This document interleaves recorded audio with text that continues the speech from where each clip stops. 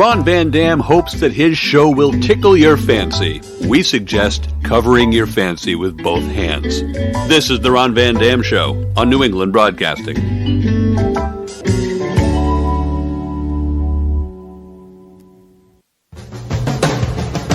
Good morning, good afternoon, good evening, good night. It's the Ron Van Dam Show. Okay, sure, whatever. Hold on tight. Things can get a bit weird, if you like that sort of thing.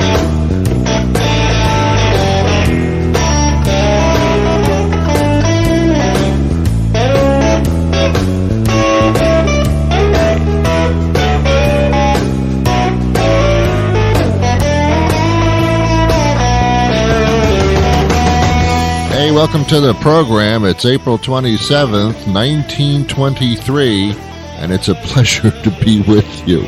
Do I have the date wrong?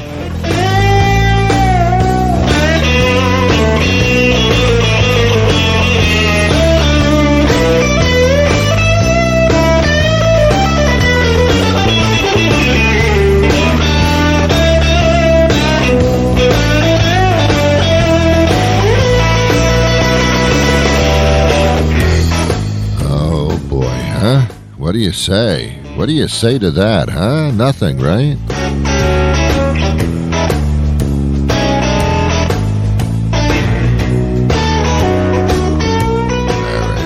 All right. Okay. All right.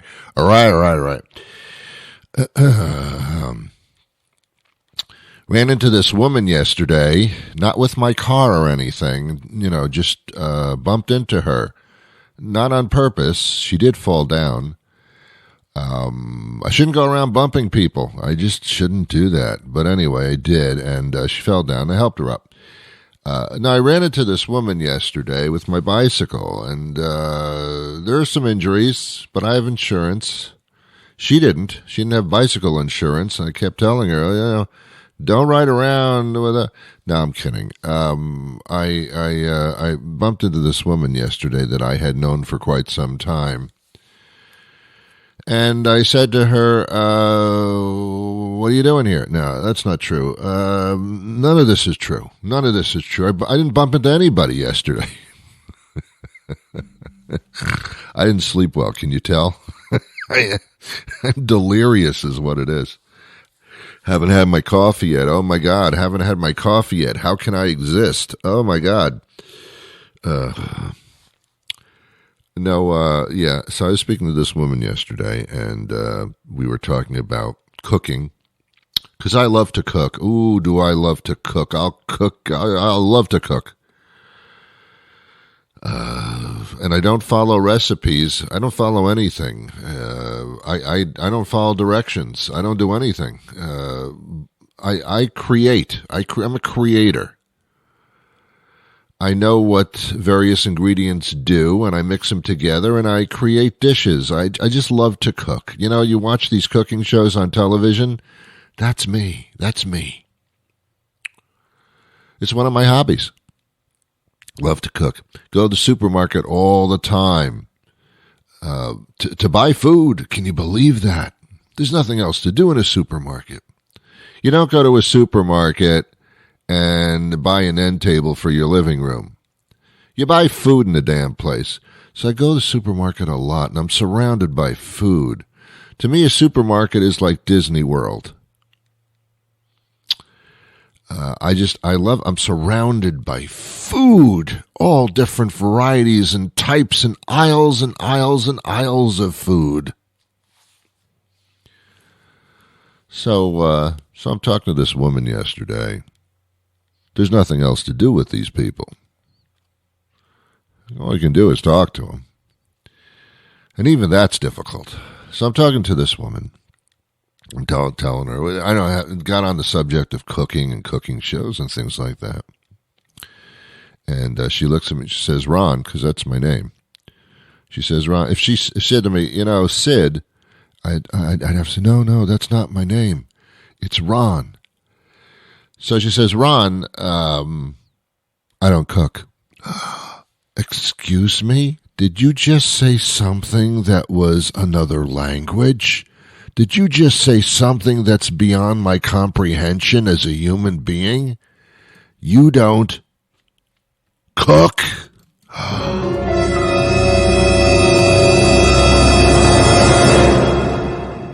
She says, no, I don't. She says, we go out to eat in my family all the time, or I have food brought in. What? You mean you can't open up a package and heat it up? This is beyond you? She says, no, I do have a microwave, and I do buy things in the supermarket, and I put it in the microwave, and a microwave-friendly dish, a friendly microwave dish, microwave, Jeff, and I put it in the microwave, and I'm pretty good at that. I know exactly how much time I should put certain items in the microwave, and they turn out pretty damn tasty.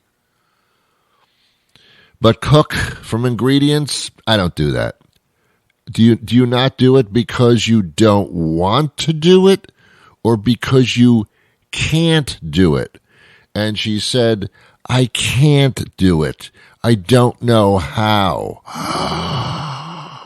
Are you kidding me? What are you, strange or something? Get out of my face. Get out of here. You low-life piece of crap. All right. Perhaps I'm carrying this a little bit too far. No, she doesn't. She says she doesn't know how to cook. I said, well, here's an idea. You see this stuff? Put it in the pan, turn the heat on, move it around a little bit with a fork or a spoon or something, and then eat it. That's how you cook. Barbarians from the Stone Age, Vikings, could cook. Anybody can cook but you, apparently. Said, no, I have friends. They can't cook either. Where do you live? Where do you live? In what community does this happen within?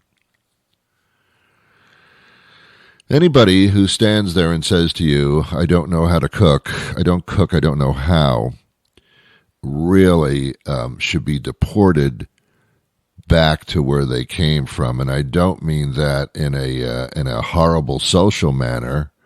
I mean it like get off the planet.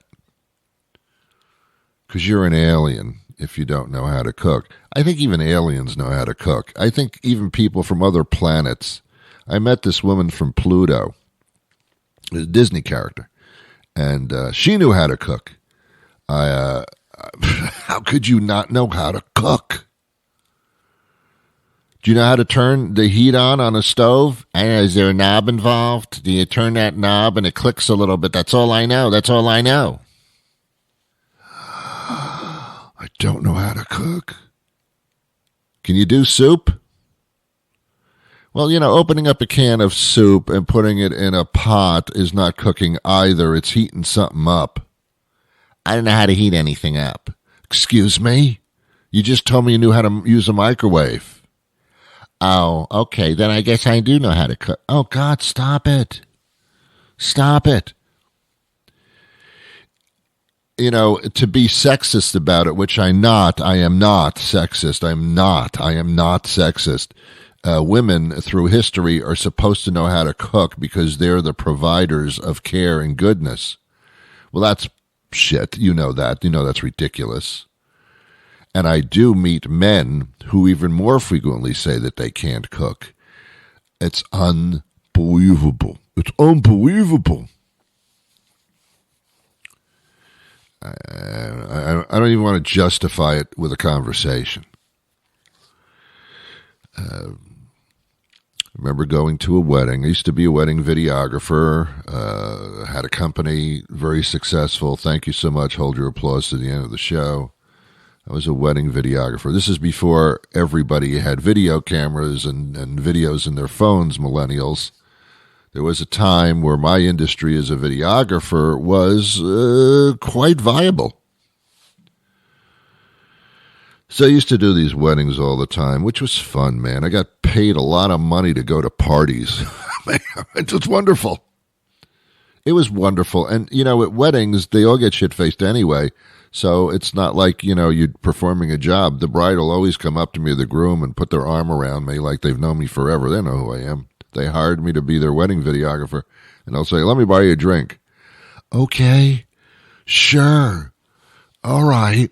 It's it was a wonderful job. Wonderful job. I basically videotape people for about 3-4 hours acting like assholes, and it was fascinating and a wonderful thing to preserve forever. Anyway, so every once in a while, a guy, a human being, would walk up to somebody else, and he's and they would say, I don't know, I'm supposed to put this tie on. I don't know how to tie a tie. You don't know how to put a tie on? Yeah, I usually wear a clip-on, but these aren't clip-ons, so I don't know how to tie a tie. Nobody ever taught you that? No, I don't. And I don't know how to put my pants on. I don't. What do you put them over your head? Which leg goes in which arm? I don't know how to put pants on. It's over the head, right? Is it over the head? Which, is it my left arm that goes into the pant leg first? You don't know how to put pants on? These guys literally didn't know how to tie a tie. By the way, that's an interesting thing, because the name of the object, the noun, the object itself is a tie. And the tie is actually the verb, you tie a tie. I find that to be fascinating. There aren't too many words like that. I tie a tie. I love it. So much fun to say. Hey, Mr. Van Dam, excuse me, videographer, can you help me tie a tie?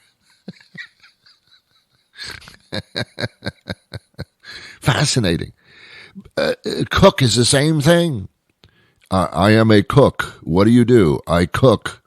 I cook, therefore I am a cook. Because I know how to do the verb, I have become the noun. It's another word that's fun to say and fun to interchange. Well, first of all, I'm not going to help another guy put a tie on because I'm a little homophobic in that sense. I'm not touching the guy's neck. And also, I can't help stupid people that easily. I have an aversion about helping stupid people. I believe that stupid people must remain so. And for me to actually tie the tie for the tie man, they'd have a tie, but still stupid enough not to know how to do the tie thing themselves. And I'm not going to teach them how to tie a tie just before a wedding. I don't do tie classes. I do Tai Chi, but I'm not too sure what that is. I believe it's something for balance, but I don't know what you do for it. I don't know how to tie a Tai Chi, okay? All right, okay. Whatever. Yeah, and I don't mean to walk around calling people stupid, and I don't do it out loud. I do it to myself, so it's not so bad. It's not bad if you think people are stupid, because they really are. Look, we all are stupid about something. There's things that I don't know how to do. There's things that you don't know how to do. And you could learn them, but what's the point if other people are going to do it for us? I call that the mommy syndrome. And again, I'm not saying it in a sexist sense. It's just a phrase. Don't get your little hair in a bunch.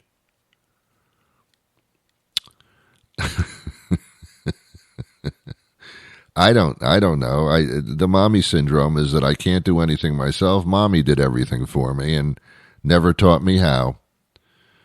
Things were done for me and nobody ever showed me how to do it. They just appeared done all of a sudden because somebody else did it. I did not come from a rich family. We weren't really poor. We weren't eating dirt off the floor or anything like that, but we weren't rich, and I never had a butler. Although I will tell you a little story about myself, but it's very private. Don't tell anybody else that I told you this. If I find out that you did, I'll be quite upset. But yeah, I remember when I was very, very young. Ooh, I don't know if I should tell you this. I don't know if you're equipped to hear this. Well, it's a fact, though. Ladies and gentlemen, please prepare yourselves. It is that time again for Ron's Fact of the Day. I wasn't doing very well in school when I was like in 6th grade or something like that. I think I was in 6th grade or the beginning of junior high school. Middle school. You call it middle school. Where I was brought up in New Jersey, we called it junior high. Not exactly high school, but the junior part of it. Grade 7. In some places you call it middle school. Not exactly at the end, not at the beginning, kind of in the middle somewhere. 7th, 8th grade, that kind of thing. But I wasn't doing well in school. I wasn't great in anything. And it's not because I was stupid like you think I am, but it was more that I just had no thirst for knowledge. I had no thirst. I wasn't thirsty for knowledge. I found learning to be quite boring. Perhaps it was because the teachers were freaking boring. They would stand in front of the classroom and they'd go blah, blah, blah, blah, blah, and then talk and talk and talk and talk. And at the end say, take your book home and read chapter 7 and we'll quiz you on it tomorrow morning. And that was an education? Well, what are you doing? What are you teaching? What are you doing? Teaching, a teacher makes things interesting. It's part of your job, not to just stand there and blab out information. That's boring. It still is. So my parents hired a tutor for me. And this was a young college girl. She was approximately 19 years old, perhaps, 18, I don't know. But she was extremely attractive. And she was my tutor. She would come over to my home, my parents' home where I lived, and she would, we'd sit at a table in a room with the door closed, just me and her, and she would teach me stuff. You know what I'm saying? No, not that. She would, help me out. We'd open a book, and she'd sit like really close to me. And so this is like my first year of middle school. Junior high school, and I was very turned on by her. And she was teaching me math, and she sat very, very close to me. She smelled really nice. She was very, very attractive. And I was turned on by her. There was no touching involved, but when she was sitting close to me, she was her shoulder was like right up into my shoulder. It was like we had shoulder sex, I believe is what you call that. Very, very stimulating. Very stimulating. I learned so much because I paid attention to her. When she was next to, I heard every word she said. I felt every crevice in her shoulder that was touching mine. She would, it was very stimulating. I learned math. When I went to school the rest of that year, I was a math genius. And my parents were so amazed. They thought, oh, this tutor, this girl is very talented. This girl taught our son math very, very quickly. Yeah, she did. That's because I paid attention to her. I loved her coming up. I couldn't wait for her to come over and tutor me after school. At 4:00, she would show up at my house. We'd go into a room with the door closed, and she'd cozy up to me, and we would look at this book. That's how a teacher should be teaching. I'm not kidding you, man. That was extremely stimulating and educational at the same time. Now, I don't know what I mean by that, what I'm saying. I'm just telling you the story. That's how I learned, baby. That's how I made up in my educational deficiency. All right. I have an interesting guest coming up momentarily, but before we do that, this short commercial word, it's going to be fascinating. I'm not saying that you should indulge in every single commercial that we play here, but it would help if you did. So first, there's this. Sure, I like a good burger. But for me, sometimes the best part of the burger gets left on the grill. That's why I'm headed to Burger Guy to try their new Big Gristle Deluxe. A full half-pound of hand-scraped grill-hardened gristle, machine-pressed into a greasy patty, and smothered with Burger Guy's signature something-like cheese sauce. And for a limited time, it's just $5.99 with a metric ton of fries and keg of soda. Sound good? Yeah, no kidding, huh? Hey, I'll see you at Burger Guy. For a limited time only at participating Burger Guy restaurants. Please consult with your physician before ingesting reconstituted beef byproducts such as gristle. Burger Guy's something like cheese sauce has not been entirely approved for human consumption by the FDA. State Senator John L. Scott Jr. joins us now, as well as Dr. Gwyneth Nelson. And we're talking about how education and turning these institutes into community-friendly situations can benefit not only the student, but the entire community. When was this concept developed? About 4 years ago. Good morning. It's a pleasure to be on your show with you this morning, Ron. About 4 years ago, I ran for lieutenant governor, and I began to take a real hard look at where we were in the state and also where the HBCUs were in terms of all the industry we had bought into South Carolina. Also taking a look at those HBCUs who were losing students and types of jobs they were able to get once they graduated from school. A disconnect between the schools and the private sector. I am also the key founder of the state lottery here. Oh. And looking at what Clemson, USC, and MUSC have been able to do in creating institutes as well. Mm-hmm. And so I began to put a concept together and began to do some research.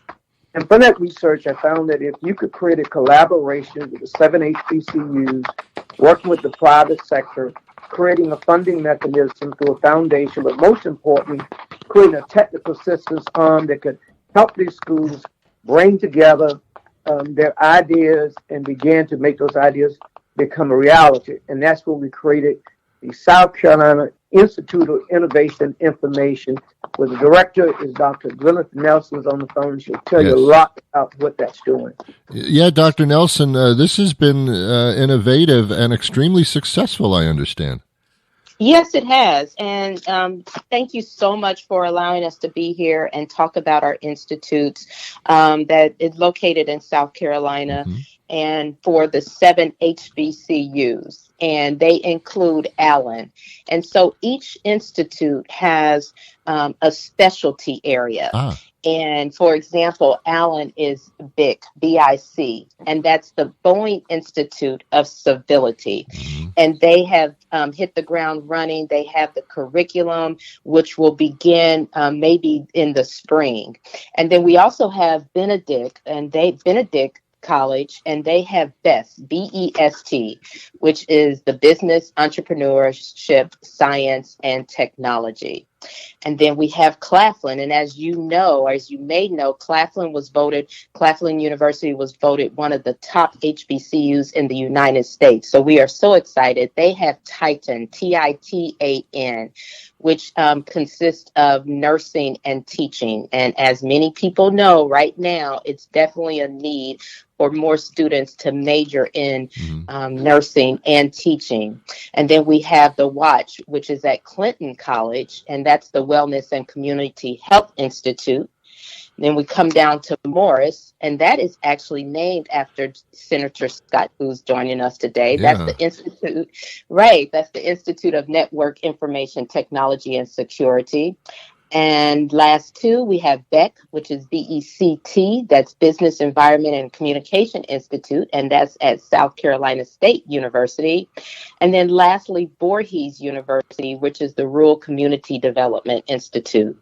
So as you can see, each one has a specialty area, and our goal is that if we work collaboratively, we can cover a lot of ground with each one of these institutes.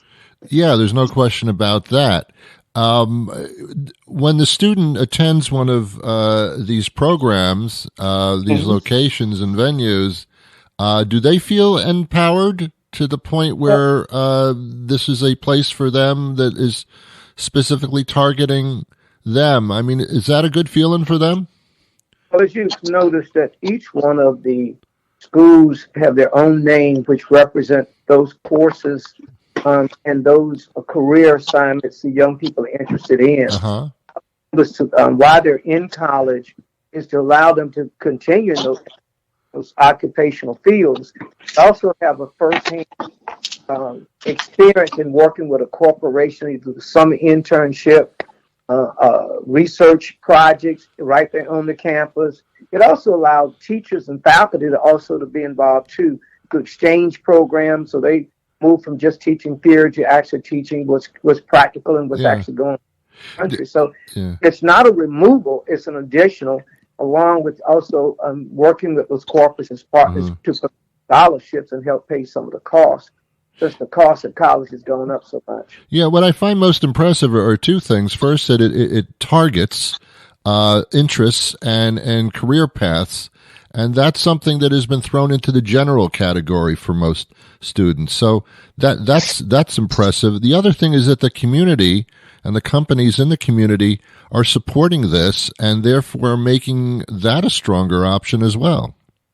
To even go a step further, we do have a foundation. Foundation, of course, is a nonprofit, but it's board members of the private sector and some nonprofits from across the country. The larger corporations in South Carolina, like the AT&T, the Dominions, the Duke, the Port Authority, just to name a few that's out there, the cooperatives, they're part of that board. Help raise those funds for the foundation as we begin to bring more federal dollars into the state, because it's not one school now going after dollars, it's 7 schools through the foundation and through III, bringing a larger portion of the dollars coming in schools, being able to match some of the projects they may be doing with the private sector. Yeah. Does that take the burden off the student financially as well? Yes. Go ahead, Dr. Nelson. I'm sorry. Yes, it does, because one of the goals, obviously, is to raise money for scholarships, and that's one of the main goals, so that it can take the burden off of many of our students.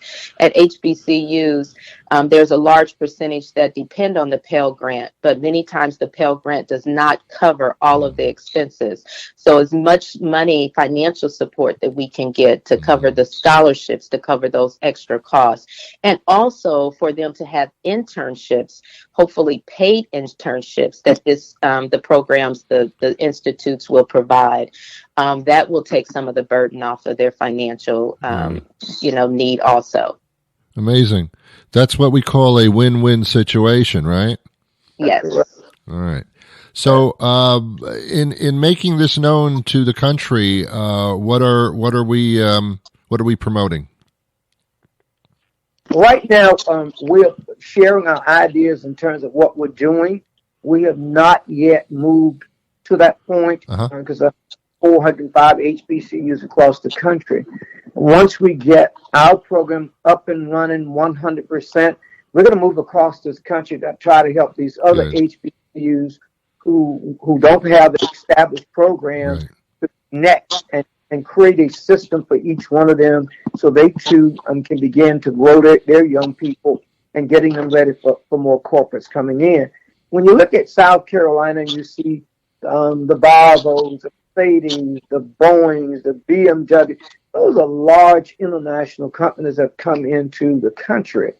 And our goal is for our kids to be able to work not only nationally, but also internationally across the world. Because have already had an opportunity to share an experience with those companies while they were in school. Mm-hmm. As you will, the most difficult part for a young person going into a new job is to learn the politics of the job. Yeah. Just break that ice. There's a comfort level coming in on the first day of work after they've graduated from school. They know who the players are. Mm-hmm. They understand the culture of that corporation, putting them in a situation that they can move faster. We also have gone even further when you look at Claflin.